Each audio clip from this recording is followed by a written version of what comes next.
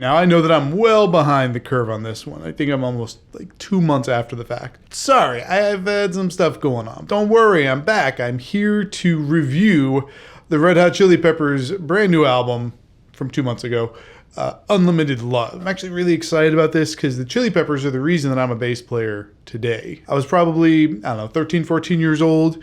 I was playing both guitar and bass, and I bought a tab book for Blood Sugar Sex Magik. Had guitar in the front, bass in the back, and I pretty much learned the bass parts backwards and forwards, and I never looked back at guitar. There's a piece of my heart that will always belong to them. So I'm excited about Unlimited Love, and there's 17 tracks, so I'm going to dive right in and start with Black Summer. And this was a single, so I definitely heard the song. I did not pay close attention to it before, having just listened to it in depth. It sounds very much like what you would kind of expect from a Chili Pepper song, at least post Dave Navarro. As most people know, there have been a slew of guitar players that have gone through the Chili Peppers, and I really think that after One Hot Minute was the album that they put out with Navarro, that's when you kind of get the more modern sound that people associate with them. It's everything you would expect. Great bass work. I'm not going to say every time there's a great bass track because it's Flea. Every track's going to be good. What I'll do is I'll point out anything that really stands out. Frusciante sounds exactly like you would expect. Still using Hendrix chords. Of course, Chad Smith, kind of the king of the ghost notes, still driving those forward. And then Anthony Kiedis, writing Anthony Kiedis lines. It's a good song. It's just more of that modern sound. I really am hoping that I find some remnants of kind of the first Frusciante era. That's the era that I really got pulled into playing bass, Blood Sugar Sex Magik, Mother's Milk. So I'm hoping I get a little bit of flavor of that. And in reading some reviews, I heard that there might be some of that on there, so I'm not getting my hopes up, but maybe. All right, we'll dive into the next one, which is Here Ever After. And there's definitely a little bit of kind of that old funkiness in there. A lot of driving bass and this jungle beat on the drums. I thought the song was cool. One thing that I found a little confusing with the song is because the bass and the drums were kind of the same the whole way throughout. I mean, there were little fluctuations, but especially the drums, just that jungle beat the whole way through. I found it kind of hard to keep track of the structure of the song. It almost sounded at some points like it just kind of went on, indefinitely, which can be a cool effect. But after a couple of minutes, I did find myself going, am I in the chorus? Like, I think this is the chorus because the vocals changed. But it's a cool song. It's a little bit of that throwback vibe. So, I would definitely check that one out again. Let's check out the next one, which is Aquatic Mouth Dance. All right, and this one is definitely more in line with that old funkiness that I was looking for. I thought the song was really, really fun. It kind of reminded me, had some vibes like If You Have to Ask or Mellowship Slinky. Definitely sounds different from those songs, but just kind of the vibe that you get from the way that the bass is running and just the upbeat, nature. The harmonies really great. You get some trumpet in there. It's actually Flea's original instrument. I thought this one was really, really cool. I'd say this is probably my number one song on the album so far. All right, let's see what the next one sounds like. This is Not the One. So this one's kind of a ballad. I think at times it kind of feels almost like a lullaby, but read the words, it's probably not a lullaby, but more of a ballad, but I don't know. This one, really, there was nothing about it that kind of blew me away. Sure that, there's a lot of meaning behind it, but it just, I don't know. I found myself not really digging it. So it's okay. There's 17 tracks. One so far is really not done it. It's fine. Let's just move right into the next one, which is Poster Child. That one was definitely taking it back old school. Super funky, like the chill funky, not the super upbeat, but really, really took me back. Dug that one a lot. When you listen to that one, definitely listen under cans because there's so much really cool layering with the guitar work, and you can kind of hear like the subtle panning that they do with the layers. And the lyrics, there's a ton of lyrics because it's got that kind of fast-paced, funky, pacing, and there's a lot of pop references in there, which kind of makes sense with the poster child concept. So like, Led Zeppelin, and I saw stuff in there about Thin Lizzy. Yes, I was looking at the lyrics and just a whole slew of stuff. So it's kind of fun to look through those and see those. So yeah, this one, big fan of. Let's get into the next one, which is the Great Apes. So that one was okay. Not my favorite song. I found the verse to be a little weak for my liking, except for the bass. But honestly, like I mentioned before, like I'm not going to bring up every time the bass is fantastic because it's Flea. Like most of the songs have fantastic bass lines. But I felt the verse was a little weak, despite having, a bass line that's all over the place and sure is very fun to play and very cool to learn. But the pre-chorus I thought was very strong. I really liked the pre-chorus. And then the chorus I really dug. But specifically, I like the chorus because of the guitar work. I thought the guitar was a very, very cool way to approach it with kind of like a fast-paced, like almost like a trill sound. It all kind of evens out. Let's go to the next one, which is It's Only Natural. Now, that one is almost the opposite of the Great Apes, where I thought the verse was really cool. Wasn't a huge fan of the chorus. There was this really cool delay work in kind of the intro and during the verses that I thought it was a really cool effect because the way that the delay was hitting, it was almost filling in some of the gaps on the bass.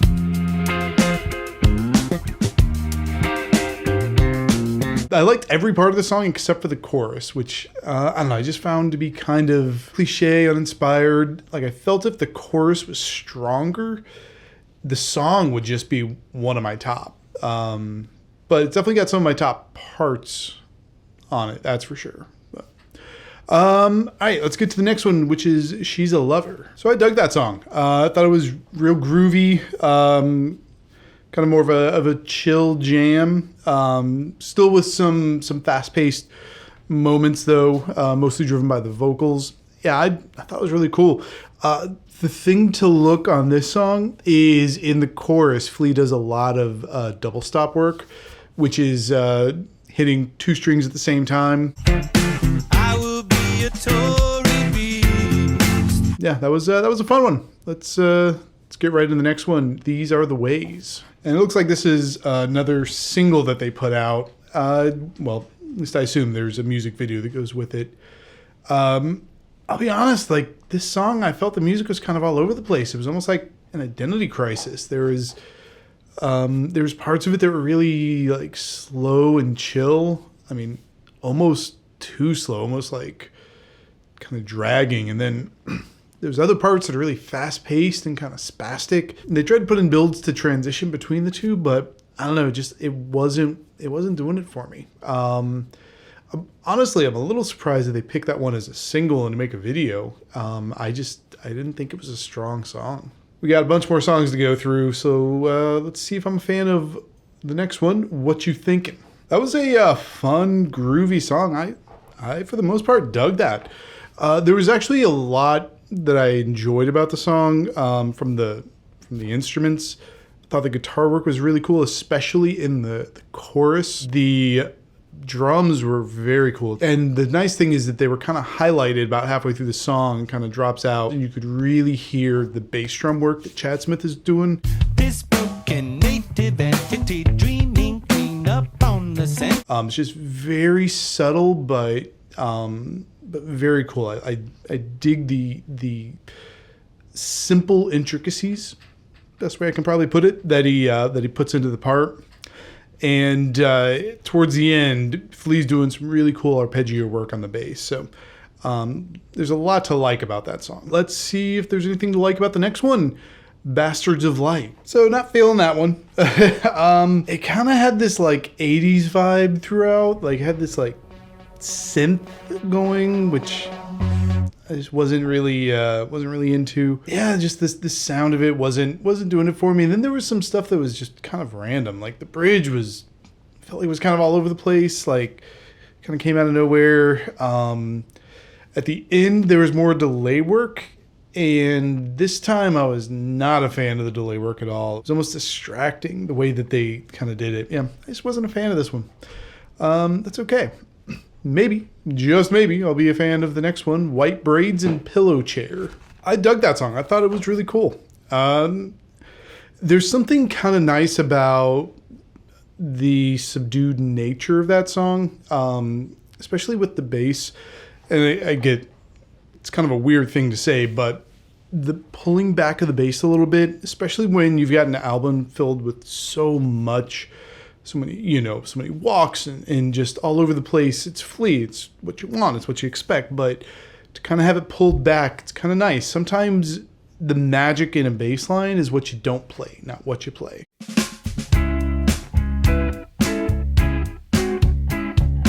I thought it was a good song. Let's see. What's next? One Way Traffic. Yeah, that one was fire. Yeah. I really dug that song. It was up-tempo, it was fast-paced, there was bass chords, the bridge, love the bridge. It really created tension in all the best ways. The outro bass solo, fantastic. It was melodic and memorable, which is what you want in a bass solo. Bass solos are different than guitar solos. Guitar solos, a lot of times, the super fast playing and the shredding is kind of what people associate with a really good guitar solo. With bass, that's not the case. You can't really shred the same way on bass. It's very difficult to keep it clean and not get muddy. So the great bass solos are going to be, like I said, melodic, memorable, and that's what this was. And I thought it was fantastic. So yeah, this is definitely one of my top songs on the album. I'm pumped. All right. Let's check out the next one, Veronica. So that song was okay. There was a few things that kind of bothered me about it. The lyrics started off kind of like very literal storytelling, like, my name is Veronica, I'm from Chicago. I'm just not usually a fan of lyrics being that literal, with some exceptions. But the lyrics kind of turned me off a little bit at front. And then I found a lot of the song distracting because there was a lot of tempo changes at the same time of time signature changes. I will say the outro for this song I found to be fantastic. It was dark and moody, and I just loved everything about it. Really captured an emotion. So that's Veronica. All right, we got 3 left. Let's check out Let 'Em Cry. I loved every second of that song. Every single second. I thought it was just fantastic. It's another one of those funky kind of groove-based songs. The whole thing, just front to back, was smooth like butter. Got a little more trumpet, right? Really classy, just kind of under the surface in certain parts. Solo was fantastic. Great job, John Frusciante. It's definitely one of my top songs on this album. All right, we got 2 left. Next is The Heavy Wing. All right, so that was another really, really good song. That one, more groove, but the early on you kind of get this drum beat that's just fire. The chorus gets heavy following the groove, but it doesn't seem out of place. Yeah, it seems like they're looking to end the album strong because the last couple have been really good. But we got one more. This is the last song of the album. Let's see how it is. It's Tangelo. What a great way to end the album. That was a ballad. It was there was no drums. It was all acoustic guitar, finger picked, bass and vocals, and then there was some pads and stuff underneath. But I thought the way that the acoustic finger picking and the bass really worked perfectly together.